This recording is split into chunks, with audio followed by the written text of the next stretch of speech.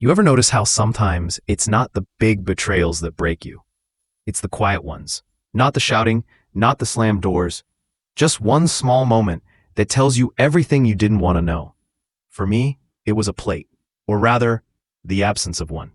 Christmas at my parents' house had always been that strange mixture of comfort and tension. Old traditions we clung to like ghosts, the blinking lights that only half worked, the chip nativity set, and that same scratched up Christmas CD my mom played every single year. I wanted this year to be different. Not perfect, just warm. For my daughter, Lily. I wanted her to feel like she belonged somewhere. When my brother Ryan came in late, as always, his son rushed through the door behind him, cheeks red from the cold, sneakers untied. Mom's face lit up like he was the second coming of Christ. "There's my favorite boy," she said, scooping him up. Lily stood beside me, holding a small snow globe she'd saved her allowance for, a gift for her grandpa. She looked up at me and whispered, "Do you think he'll like it, Dad?" And I smiled, "He'll love it, sweetheart." When dinner was served, Ryan's boy had a full plate before he even sat down. Piled high, extra helpings waiting on the side. Lily slid into her chair quietly, hands folded, trying to be polite. But in front of her, nothing.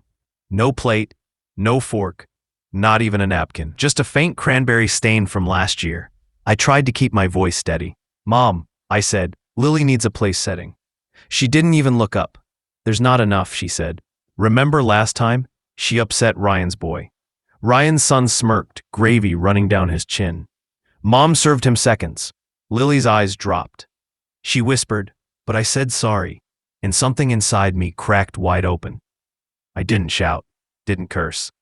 I just stood up, took my wife's hand, looked at Lily, and said, "Come on, sweetheart, we're going home." No one stopped us. No one called after us. Outside, the snow was falling hard. Lily buckled herself in, holding that snow globe tight against her chest, like it was a shield. She didn't cry. And that hurt more than if she had. That night, my phone buzzed, a message from Dad. 4 words. "Rent due tomorrow. Don't forget." Not a question, not concern, just an order. And in that moment, I saw it clearly. This wasn't just one bad night. It was a pattern. My whole life had been about serving their comfort at the cost of my peace.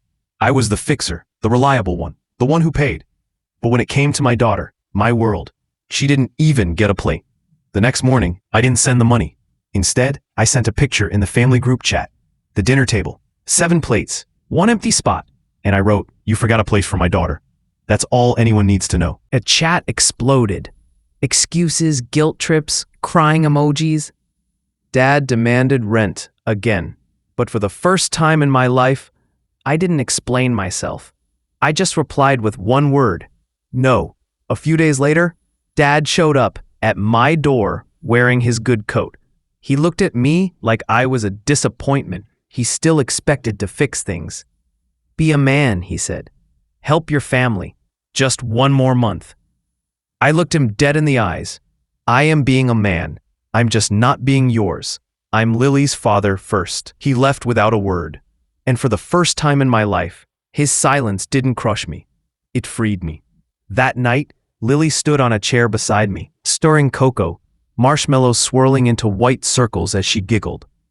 Later, she curled against me on the couch and whispered, "Dad, did I do something bad at Christmas?" I pulled her close, pressed my forehead to hers. "No, sweetheart. You did everything right.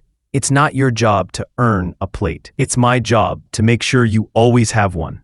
And right then, I made a promise. Never again. That was the night I started building something new. It began with one project, a small construction job I almost turned down because the pay was low. But I needed to feel useful again.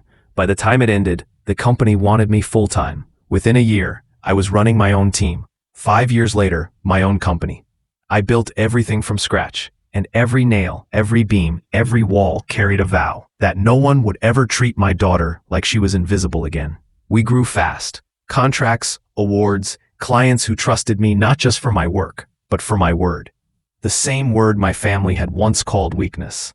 10 years later, I was standing in a glass office overlooking the city.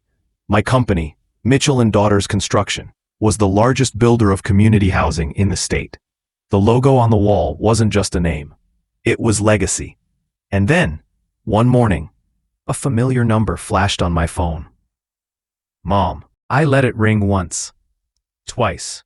Then curiosity won. I picked up. Her voice trembled. Your father. He's sick. We lost the house. Ryan's gone. We have nowhere to go. For a moment, I felt nothing. No anger, no pity, just the quiet echo of everything they'd ever said to me. You should have thought about that, I said softly, when you forgot a plate. She started crying. Please, son, just help us, just until. You didn't have enough for Lily that night, I cut in. I guess I don't have enough now. And I hung up. That was my revenge. Not shouting, not destruction, just a mirror, held steady so they could see exactly who they'd been. Months later, I learned they'd moved into one of the low-income housing units my company had built. They didn't know I owned it. They didn't know every repair request, every rent discount, every light in that building was approved by the same man they once dismissed. I never told them. Revenge didn't need them to know. It only needed me to heal. Years passed. Dad's health declined fast. One morning, a letter arrived from his lawyer. Inside was a single handwritten note. I was wrong. I thought strength meant control. You showed me it means compassion.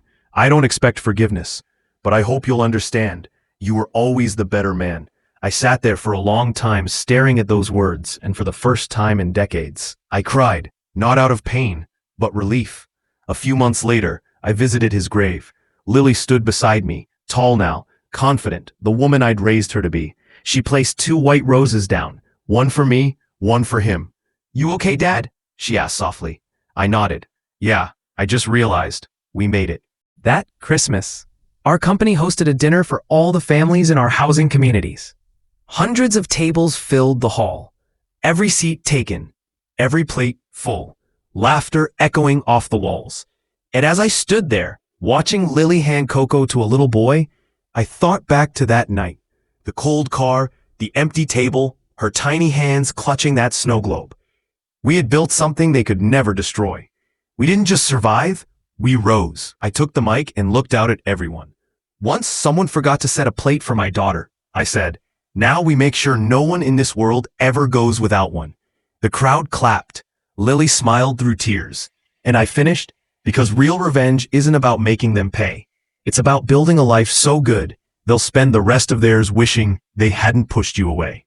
That night, as I turned out the lights, I looked at the last table, one plate still sitting there, untouched. For him, for the father who taught me exactly what not to be, and for the man I finally became.